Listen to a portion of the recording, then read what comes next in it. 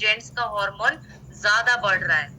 और oestrogen level जब high हो जाती है, टेस्टोस्टेरोन कम हो जाता है, तो जेंट्स का बॉडी पूरी तरीके से लेडीज बॉडी की तरह हो जाता है। चेस्ट ग्रोथ होना, बल्की हेयर होना, जो बदन जो होता है, पूरा बॉडी होता है, पूरे मोटे मोटे दिखना, लोअर एब्डोमिनल पार्ट भी बढ़ते रहना, तो ये सारे चीजें जब एस्ट्रोजन लेवल बढ़ जाती है तभी हम मेल के अंदर दिखाई देता है।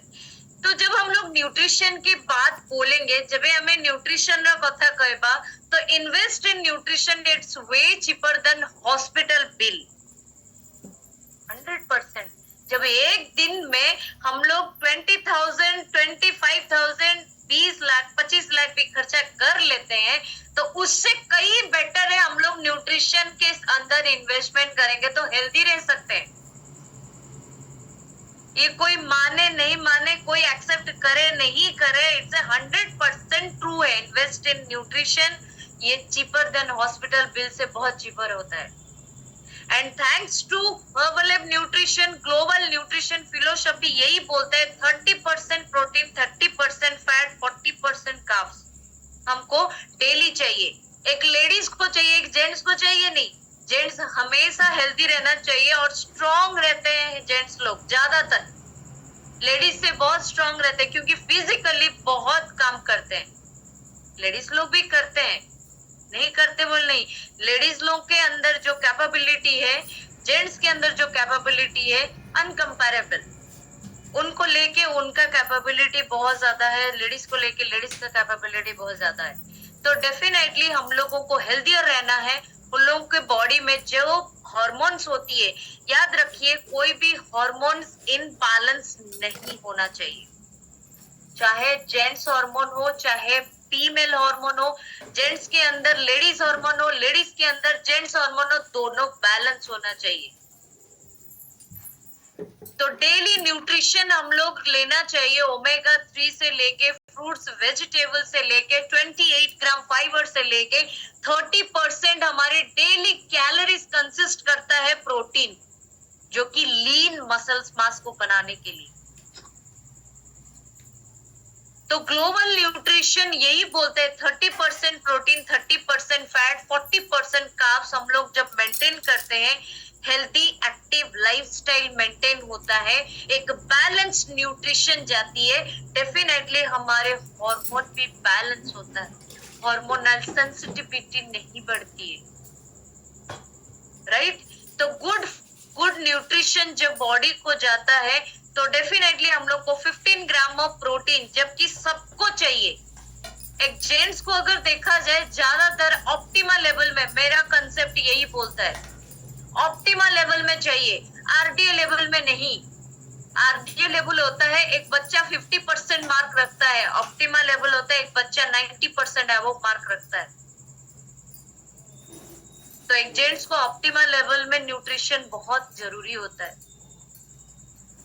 और एक शेक का ग्लास में इतनी सारी विटामिन्स के साथ, एसेंशियल विटामिन्स के साथ, फाइबर के साथ सारे चीजें कंजप्शन बहुत ज्यादा रहता है, तो हम लोग को हेल्दियर करके लेके चलता है।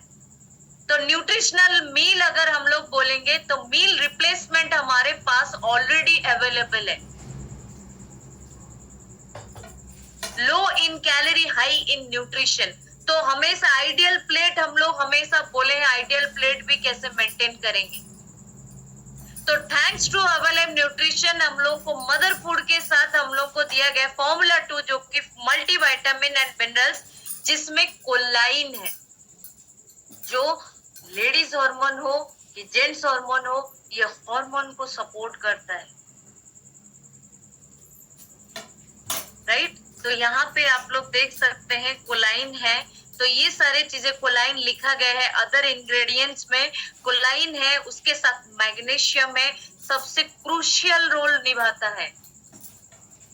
एंड सबसे इंपॉर्टेंट फॉलिक एसिड है, राइट। एंड उसके साथ हम लोग को हाइड्रेट रहना बहुत जरूरी है। एक लेडीज हो जेंट्स हो, दोनों को हाइड्रेट रहना बहुत जरूरी होता है। हम लोग बोलते हैं पानी पीने से अच्छा हम लोग कोल्ड ड्रिंक्स पी लेते हैं, बट कोल्ड ड्रिंक्स नहीं पीना चाहिए। प्यास तो बुझ जाता है, लेकिन अंदर का प्यास ना, वो प्यास ही रह जाता है। तो हम लोग को बायो इलेक्ट्रोलाइट को मेंटेन करना बहुत इंपॉर्टेंट है। मैं हमेशा बोली हूँ फूड ले लेंगे, लेकिन उसको ग्रीजिंग करने के लिए, ऑयलिंग करने के लिए, उसको मेंटेन करने के लिए पानी बहुत जरूरी है। वाटर इनटेक बहुत इंपॉर्टेंट है। पर 20 kg पर लीटर, पर 20 kg 1 लीटर के हिसाब से डेली मिनिमम 3.5 लीटर से 4 लीटर पानी पीना इंपॉर्टेंट है, एसेंशियल है, दरकार है।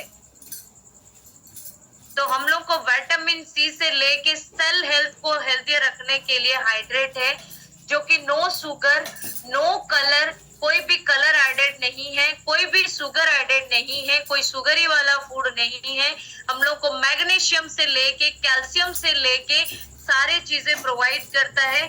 इसमें विटामिन B12 है, विटामिन सी है, B5 है, एंड कैल्शियम मैग्नीशियम दोनों मेंटेन, पोटेशियम मेंटेन करके रखता है। तो कभी भी हमारे ब्लड प्रेशर हो गया, कभी भी ऊपर नीचे होगा ही नहीं।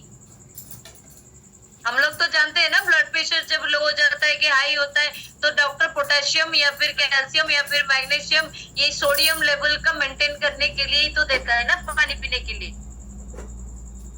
राइट। तो ये सारी चीजें जेंट्स को बहुत इंपॉर्टेंट है।